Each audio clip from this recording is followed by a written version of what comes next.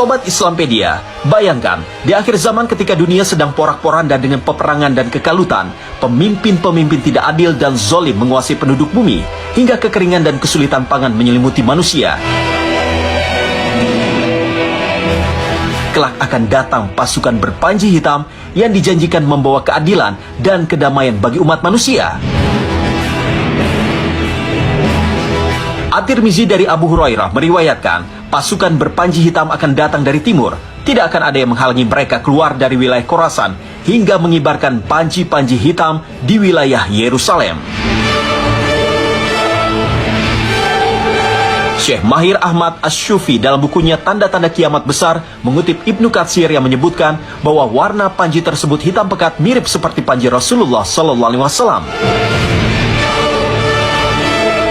Dan di tengah benderanya bertuliskan kalimat tauhid, La ilaha illallah dalam tulisan Arab.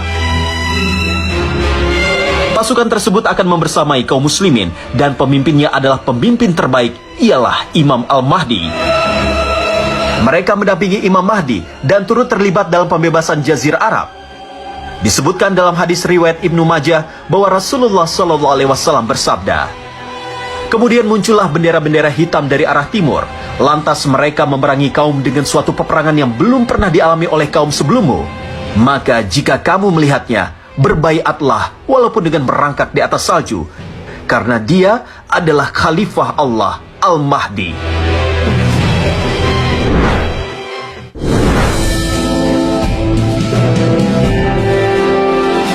Sobat Islampedia, jika kelak kita wajib berbaiat dengan Imam Mahdi, pertanyaan besarnya adalah, bagaimana cara kita mengenali Imam Mahdi yang asli?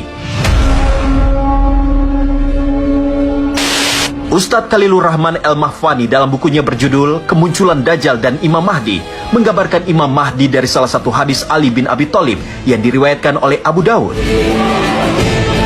Ia digambarkan sebagai sosok pria yang memiliki perilaku soleh dan budi pekerti baik, mirip seperti Rasulullah SAW. Riwayat lain menyebut Imam Mahdi adalah sosok yang bisa dikenali secara fisik karena ia berasal dari anak cucu keturunan Nabi Muhammad SAW. Dari Ibnu Mas'ud, Rasulullah SAW bersabda, dia berasal dari keluargaku. Namanya yaitu Muhammad, sama dengan namaku. Nama ayahnya yaitu Abdullah, pun sama dengan nama ayahku. Hadis riwayat Abu Daud. Penulis kitab Al-Hilya Al-Bashar, Abdul Razak Al-Bitar mengatakan, sebelum dibaiat sebagai Imam Mahdi, ia sama sekali tidak mengetahui bahwa dirinya adalah Al-Mahdi. Sebagaimana dahulu Nabi Muhammad SAW sebelum diutus oleh Allah tidak mengetahui dirinya akan menjadi Nabi. Namun kelak kemudian Allah Subhanahu wa Ta'ala yang akan mendatangkan hikmah ke dalam hatinya.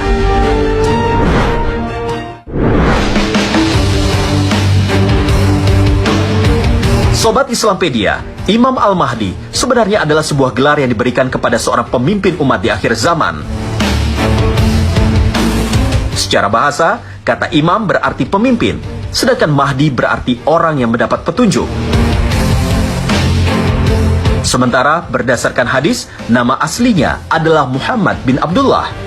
Ia adalah seorang muslim biasa yang dipilih oleh Allah sebagai khalifah umat Islam untuk menghancurkan semua kezaliman dan menegakkan kembali syariat sebagaimana ajaran yang dibawa oleh Rasulullah SAW. Setelah dibaiat sebagai khalifah, keadilan akan kembali tegak di muka bumi sebelum datangnya hari kiamat. Riwayat dari Imam Muslim dan Ahmad bahkan mengatakan, kelak Imam Mahdi sebagai pemimpin yang jujur dan adil akan melimpahkan harta kekayaannya untuk kemajuan umat. Lantas, di manakah lokasi pembaiatan Imam Mahdi? Riwayat mengatakan bahwa letaknya berada di Baitul Haram, yaitu Ka'bah di kota Mekah. Setelah dibaiat dan menjadi khalifah, Imam Mahdi pun diridhoi oleh penduduk bumi dan langit. Sobat Islampedia, Al-Mahdi, siapakah dia Al-Mahdi? Ketika berbicara tentang Al-Mahdi, maka kita berbicara tentang sesuatu yang gaib. Dan ketika berbicara tentang sesuatu yang gaib, maka harus dipandu dengan wahyu, harus dipandu dengan dalil. Karena ketika berbicara yang gaib tidak dipandu dengan dalil, maka kebanyakan dari mereka yang berbicara tentang gaib itu akan terpleset dalam kesesatan. Dan ketika berbicara tentang Al-Mahdi, ada beberapa hadis yang disampaikan dari Nabi SAW. Di antaranya ketika Abdullah bin Mas'ud dalam hadis yang diriwayatkan Tirmidzi menceritakan, Nabi SAW bersabda, tidak akan hancur umat ini sampai datang dari keturunanku. Dalam riwayat yang lain diriwayatkan dari hadis yang diriwayatkan dari Abu Dawud, bahwa Al-Mahdi ini disampaikan oleh Nabi SAW memiliki ciri secara fisik. Cirinya adalah dahinya lebar, hidungnya mancung. Nah, kalau dilihat dari sini, maka kita bisa lihat seolah ada isyarat dari hadis yang pertama bahwa Al-Mahdi ini datang di akhir zaman. Oleh karena itu, di antara ulama memasukkan Al-Mahdi ini sebagai bahagian daripada tanda kiamat. Lalu kalau kita lihat, beliau, Al-Mahdi ini adalah manusia. Bukan golongan malaikat, bukan golongan makhluk lain, manusia. Dan di antara hadis yang lain juga diriwayatkan, di antaranya yang diriwayatkan dari Tirmidzi juga, bahwa nanti di akhir zaman manusia akan hidup dalam segala macam bentuk kebaikan. Bumi akan mengeluarkan tumbuhan yang bagus-bagus, manusia dalam kondisi baik. Yang sebelumnya bumi dipenuhi dengan kesesatan, bumi dipenuhi dengan kezoliman, bumi dipenuhi dengan kesulitan. Dan ternyata masa kebaikan itu di saat Al-Mahdi ini hadir. Sobat Islampedia, kisah kedatangan Imam Mahdi tidak hanya mengandung kisah keadilan dan kemakmuran, tetapi juga kisah patriotisme dan heroisme. Bayangkan saja, suatu saat nanti di saat kebenaran dan kesalahan tampak sangat samar, batas antara yang baik dan buruk sudah begitu kabur. Kita sebagai manusia diminta untuk memilih antara berbaiat dengan Al-Mahdi atau terjerumus pada pengikut Al-Masih Ad-Dajjal. Pertempuran akhir zaman atau biasa disebut Armageddon juga menjadi salah satu tanda kedatangan Imam Mahdi. Dalam hadis disebutkan, Amak dan Dabik kelak akan menjadi tempat berlangsungnya peperangan akhir zaman itu. Saat itu, pasukan Muslim akan bertempur melawan kaum yang disebut sebagai Rum atau Romawi. Meski begitu, tidak diketahui secara pasti apakah Romawi yang dimaksud benar-benar bangsa Roma yang kini menjadi negara Italia, ataukah sebuah kiasan untuk menggambarkan dominasi kaum Barat di akhir zaman kelak. Lantas, di manakah letak Amak dan Dabik yang dimaksud? Beberapa ulama meyakini lokasi pertempuran Al-Amak dan Dabik berada di sekitar Damaskus, Suriah. Hadis tentang pertempuran ini diriwayatkan oleh Imam Muslim dari Abu Hurairah radhiyallahu anhu.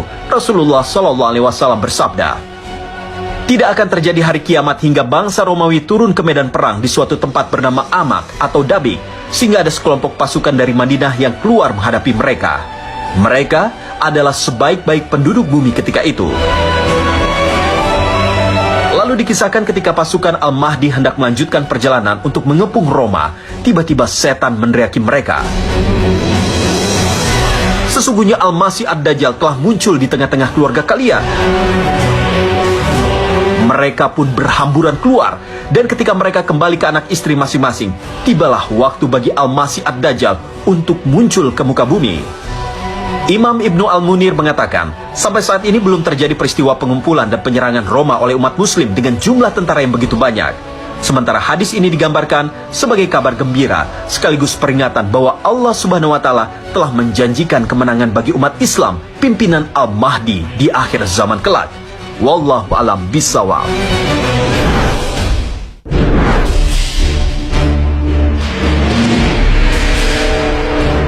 Sobat Islampedia, lalu masa apa yang akan menjadi pertanda bagi datangnya Imam Mahdi?